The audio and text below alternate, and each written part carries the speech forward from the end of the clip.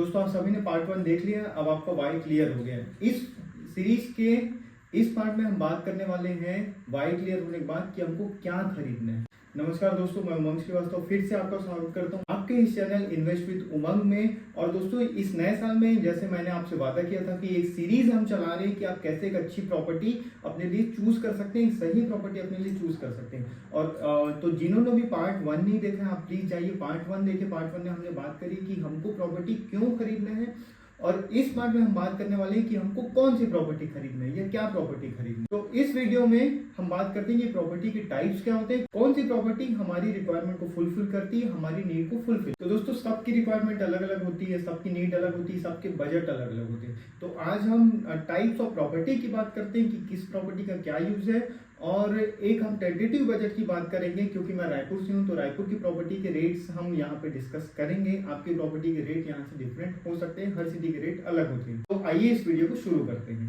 दोस्तों, सबसे पहले हम बात करते हैं कितने टाइप की प्रॉपर्टी होती है। दोस्तों, बेसिकली 4 टाइप की प्रॉपर्टीज होती हैं। एक होती है रेसिडेंशियल, जिसमें आप रहते हो। एक हो गई commercial, job shopping complex, shop, दुकानें, ये सब देखते हैं। तीसरी हो गई इंडस्ट्रियल, जो फैक्ट्रीज वगैरह देखते हैं, जो अलग अलग यूनिट्स रहती है, दैट इज इंडस्ट्रियल। चौथी होती है एग्रीकल्चर, जहाँ पे खेती होती है, आपकी कृषि जमीन। तो दोस्तों, पूरी प्रॉपर्टी की हम आपके वाई के हिसाब से हम चर्चा करने वाले हैं। तो दोस्तों, सबसे पहले टाइप में हम आते हैं रेसिडेंशियल। अब रेसिडेंशियल में दोस्तों बेसिकली होता घर ही है, मगर घर के भी बहुत सारे टाइप हैं। अब कितने टाइप हैं, आइए हम सब में बात करते हैं। और अब आप मुझे बताइए कि आपकी नीड के अकॉर्डिंग, आपके बजट के अकॉर्डिंग आप कौन सी प्रॉपर्टी चूज करेंगे। आपने बहुत सुना होगा एक बंगला बने न्यारा, तो बंगलो या फिर विला, ये एक रेसिडेंशियल प्रॉपर्टी का टाइप होता है। ये क्या होता है, रायपुर के पैरामीटर्स की हम बात करते हैं। मिनिमम प्लॉट साइज होता है 2400 स्क्वायर फीट से लेके 5000 10,000 स्क्वायर फीट तक का प्लॉट साइज होता है। इसमें बने होते हैं बड़े बड़े बंगलो, विला।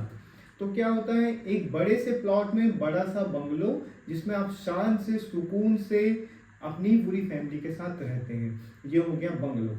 इसमें क्या होता है कि बहुत बड़ा प्लॉट होता है, आजू बाजू के घर भी दूर दूर रहते हैं, बहुत बड़ा आपको ओपन स्पेस मिलता है, रूम के साइज बहुत बड़े मिलते हैं, वेंटिलेशन बहुत अच्छा होता है।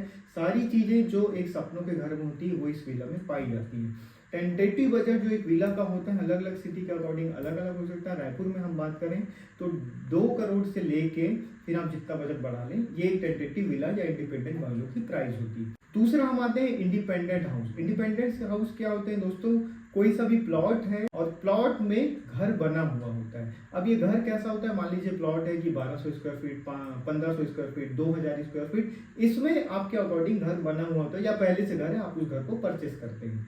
ये हो गया आपका इंडिपेंडेंट हाउस।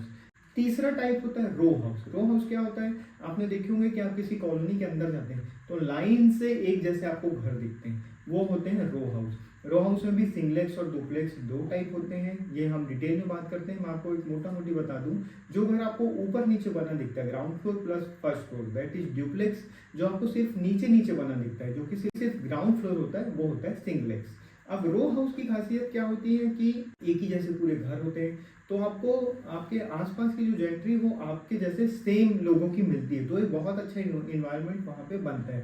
प्लस सेफ्टी का बहुत अच्छा होता है क्योंकि पूरे घर साथ में ही जुड़े रहते हैं। रो हाउस में भी देखिए दोस्तों, 2 टाइप के रो हाउस होते हैं। एक होती है 2 घर के बीच में कॉमन वॉल, और एक होती है 2 घर के बीच में वॉल जुड़ी हुई है मगर वो अलग अलग वॉल होती है। ये डिपेंड करता है कि आपका बिल्डर क्या आपको बना के देगा। अब बात करते हैं सिंगलेक्स और डुप्लेक्स। सिंगलेक्स क्या होता है, कोई सा भी घर जो सिर्फ ग्राउंड फ्लोर में बना है, जैसे मान लीजिए 2 रूम 1500 स्क्वायर फीट में 2 रूम हॉल किचन का मकान है जो नीचे नीचे बना है। तो आप घर में जाओगे, आपको एक पोर्च मिलता है, छोटा सा गार्डन मिलता है, या आंगन भी आप बोल सकते हो। अंदर जाओगे तो आपको मिलेगा एक हॉल, 2 रूम, किचन, पीछे वॉश एरिया, ऊपर आपकी छत मिल जाती है। ये होता है सिंगलेक्स। डुप्लेक्स की बात करें तो ground floor plus first floor. Mostly आजकल जो घर है वो डुप्लेक्स ही बन रहे हैं। तो ये कैसा होता है, आप घर के अंदर जाओगे, आपको एक मिलेगा पोर्च, अगर प्लॉट बड़ा है तो आंगन भी मिल जाता है या गार्डन मिलता है। पोर्च के बाद आप जाओगे तो क्या होता है, नीचे आपका बना होता है रूम, हॉल, किचन। नीचे 1 रूम या 2 रूम आपके नीड के हिसाब से रहता है। फिर बाकी के जो रूम है वो ऊपर बने होते हैं। सीढ़ी अंदर से और बाहर से दोनों हिसाब से आप दे सकते हैं। बाहर से सीढ़ी होने का फायदा है कि आप चाहें तो आगे रेंट पे दे सकते हैं। अगर अंदर से सीढ़ी है तो अगर आप रेंटल करना चाहें तो आपको सिंगल फैमिली को ही देना पड़ेगा। ये हो गया सिंगलेक्स और डुप्लेक्स। इसके बाद एक कैटेगरी बच जाती है दोस्तों, वो होता है pre booking.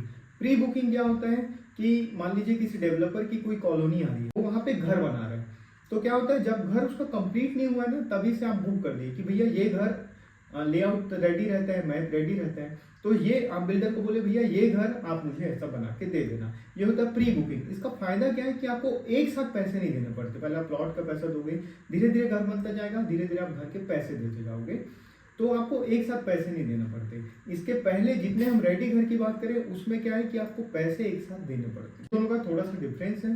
Plus pre booking में आपको क्या फायदा होता है कि अगर आपको कुछ चेंजेस कराना है तो घर बनते बनते हो जाए, एक बार घर कंप्लीट हो गया फिर चेंजेस कराने में तोड़ फोड़ बहुत सारी चीजें होती हैं, तो प्री बुकिंग में आप थोड़े बहुत चेंजेस करा सकते हो।